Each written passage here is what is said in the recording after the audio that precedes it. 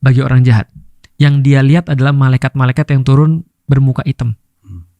Muka hitam artinya kan marah, artinya muka hitam artinya dia benar-benar gak suka dengan keadaan yang terjadi, dan dia bawa kafan dari neraka dan baunya busuk. Dan ketika dia dicabut nyawanya, dikatakan seperti dalam hadisnya itu seperti besi berkarat yang ditarik dari kain yang basah. Jadi benar-benar sulit keadaannya. Nah, jadi setelah itu terus kemudian dia ditunjukin tempatnya di neraka, dan itu adalah siksaan pertama dia yang paling berat. Dan setiap waktu ketika dia terus kemudian sudah di tanah, dia akan terus kemudian mengalami ya siksaan-siksaan yang sudah kita tahu itu, siksaan-siksaan alam kubur itu. Di titik ini Ustadz, saya khawatir banyak orang merasakan hal yang sama seperti yang saya rasakan. Apa tuh? Yaitu sedih. Karena dari deskripsinya, ayah saya meninggal seperti yang kedua. Alasannya? Beliau kena serangan jantung dan tersiksa lah pokoknya. Meninggalnya nggak enak. Aku punya kabar gembira. Jadi gini ceritanya. Ada banyak orang yang sering agama itu adalah transaksional. Kalau kamu berbuat baik di dunia, kenapa kamu pengen surga? Karena aku udah berbuat baik di dunia.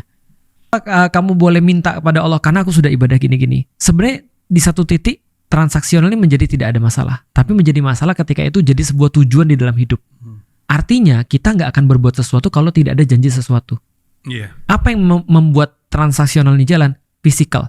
Orang menjadikan fisikal sebagai tanda. Contoh misalnya kayak gini ya. Antum pernah ketemu dengan orang-orang yang ini nggak ketika kita bilang, ini nih dompetku hilang, kayak kemarin nih misalnya, motorku hilang misalnya. Aku bilang motorku hilang, orang bilang, Ustadz kali pas beli nggak pakai bismillah.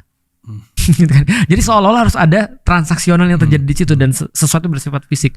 Contoh ya, kalau misalnya ada orang tiba-tiba meninggal di hari Jumat lagi senyum, berarti dia pasti banyak pahala. Kalau ada orang sakit jantung terus kemudian merasa kesakitan atau kelelep itu lebih sakit daripada sakit jantung. Itu pasti dia kemudian meninggal karena dia banyak dosa. Apa kabar yang terjadi di Gaza? Meninggalnya aku yakin secara fisikal lebih parah daripada bapak gitu kan ya. Tapi apakah kita bisa menjudge bahwasanya itu adalah mati su'ul khotimah? Jawabannya tidak.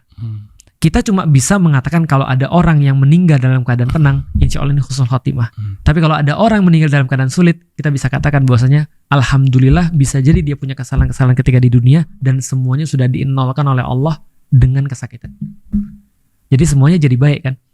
Tapi yang sudah pasti adalah kita nggak tahu nih kita matinya seperti apa. Tapi yang jelas bekal itu harus ada, dan termasuk salah satu bekal adalah anak yang soleh kan gitu.